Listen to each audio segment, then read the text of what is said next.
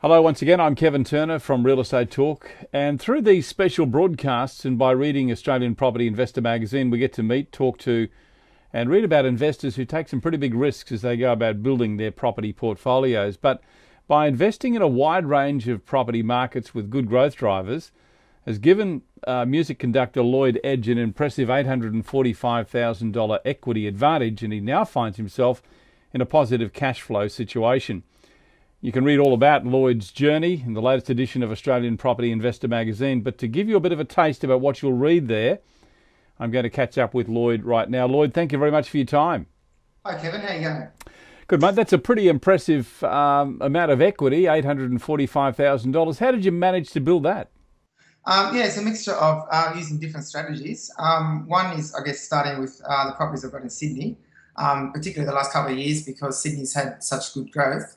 So I had three properties in Sydney, one which I sold last year, but I've still got two there. Most of that, the equity in the Sydney properties has been gained in the last couple of years because of the growth. And I've got one property that's got over $500,000 equity in it itself, and another one that's got well over 100,000 just there. And one of them was owned for 10 years, so it's been gradually building up over time. Although the market was quite flat for 2004, 2005, it's certainly picked up the last few years, and that equity's built up there. I'm building a duplex at the moment, and that duplex stands to make over 100,000 in equity in that one, basically just by going in, building buying under intrinsic value, and then refinancing, taking the equity out there. And another strategy which I'm using at the moment is buying off the plan. And buying off the plan means that I can just put the deposit down, worry about the finance later, 18 months later.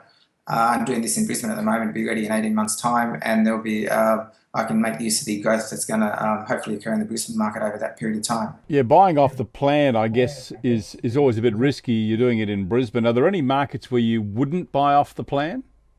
I wouldn't buy off the plan in probably mining towns, and probably wouldn't buy off the plan in regional centres. So if I'd probably stick closer to the capital cities for that. So I'm building a duplex which is actually in a regional town, which is in Armidale, and basically that's for the pure. Going to that town is not to try to get any capital growth, although the town actually does have quite a good growth rate. But I'm basically just going there just to build and then take the value out of that build.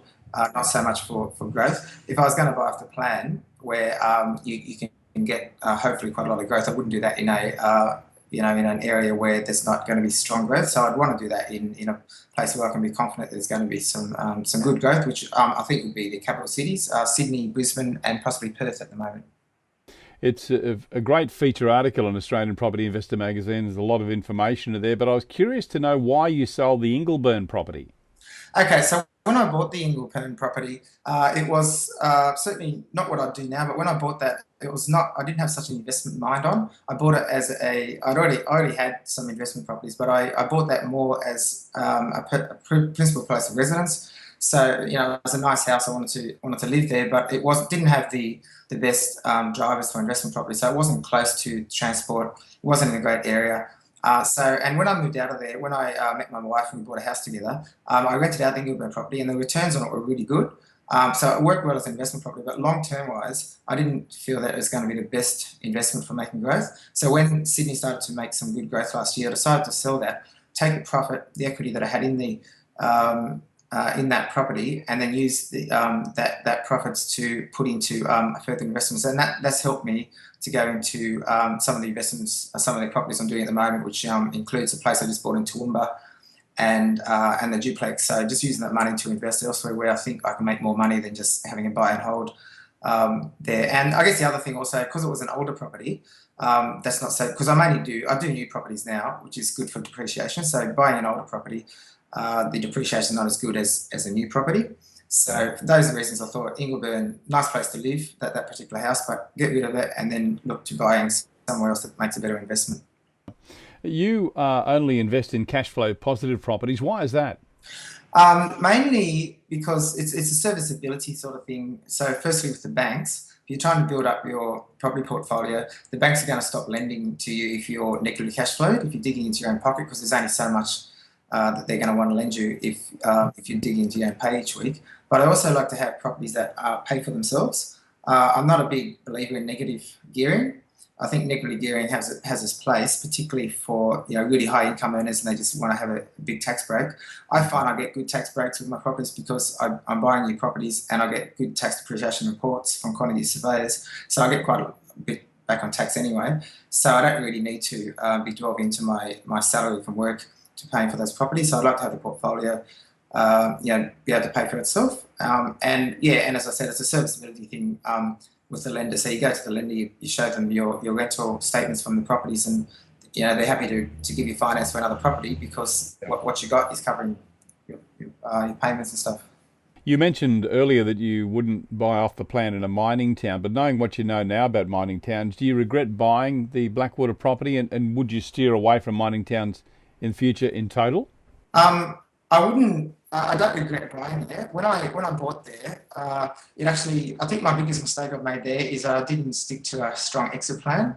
After I bought there, and I bought well below intrinsic value, and I had the place 2 years after I bought the place. For those 2 years, the Blackwater had 23% capital growth. And if I had sold the place then, I would have stood to make quite a lot of money. But I held on to a little bit longer. I didn't watch the market as closely as what I watch markets these days. What happened after that is that the mining really slowed, and the market started to go backwards. So I've actually just had the property valued by a couple of banks, and there's still equity in it, but not as much equity in it as what there would have been a couple of years ago. So I guess my biggest mistake is I didn't get out of it at the time. I probably, knowing now, I probably wouldn't go into, and I wouldn't advise anyone else to go into mining towns like that. I did carefully choose which mining area to go into when I chose Blackwater, and it actually has fared slightly better than some of the comparable areas such as Moranbah and Emerald. And the other thing I did with Blackwater is the tenants in there. It's not a mining company. It's actually a crane company that hires cranes to mines. So if there's any mining companies that pull out, it doesn't actually necessarily affect my tenants. And I've actually had the same tenants here the whole time. It's 9.1% yield on it, which is very good serviceability for the banks. So there's plenty of positive things about that. But yeah, I guess when I bought there'd been a lot of growth in mining towns, particularly over in Port Hedland, and that was starting to flow into Queensland.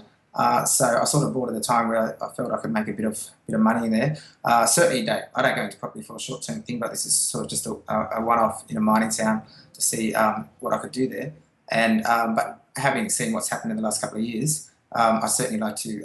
I'd love to diversify my properties, but I wouldn't go to a single horse mining town. So I'd like to stick around maybe sub-mining towns, places like Toowoomba, Townsville, that they've got mining in those areas, but they're not reliant on mining. So if mining goes bust, then there's plenty of other drivers in those towns to keep the towns afloat.